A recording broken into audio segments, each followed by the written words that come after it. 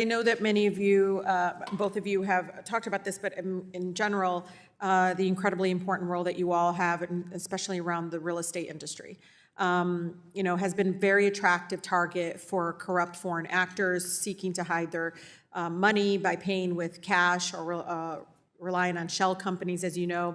We already know, and my colleagues should know this, 20 to 30% of residential real estate purchases in our country is not financed, and therefore do not face the same level of anti-money laundering oversight as other more common transactions, as we know. And again, it should ring alarms for many of my colleagues.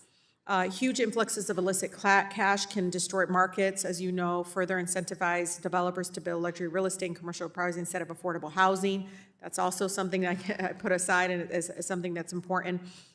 Consider rentals, for instance. Criminals often make bad landlords. In some cases, buildings sit vacant for years, and others, residents pay the price as rents go up and services decline. In FinCEN's proposed residential real estate rulemaking, thank you, by the way, you touched on some of the dynamics. The notice stated, quote, while money laundering may appear to be concentrated in high-end real estate properties in luxury markets, it's a spillover effect that if left unchecked, could in some instances disproportionately affect low-income and otherwise high-risk communities. Director, can you unpack this statement a bit and help us understand how money laundering worsens the housing crisis and impacts communities like mine? Oh, thank you, Representative Tlaib. I just want to stress that the flow of illicit money into the residential real estate sector, I think, as that statement notes, raises the costs of the real estate sector altogether. Allowing illicit actors to store their money in this could have an effect that disadvantages homeowners across the country. And so we feel that this is an important measure, not only for to stem the flow of illicit finance, but also is an overall benefit to the residential housing sector in the nation.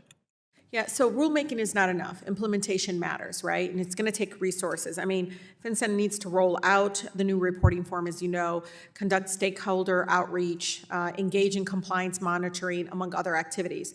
This requires, again, resources.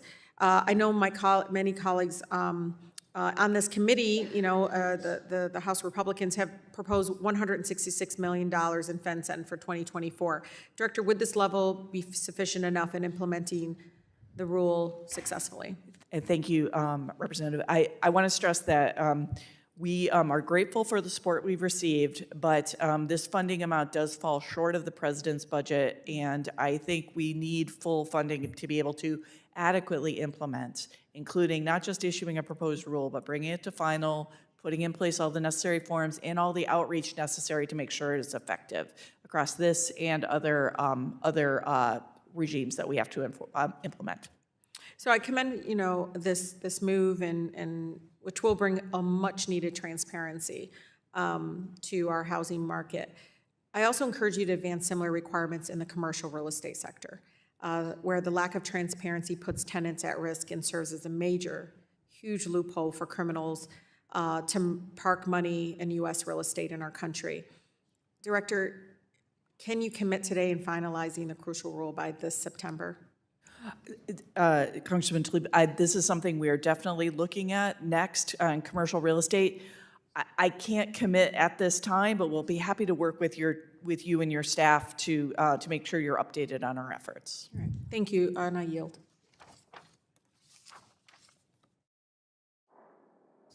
The gentleman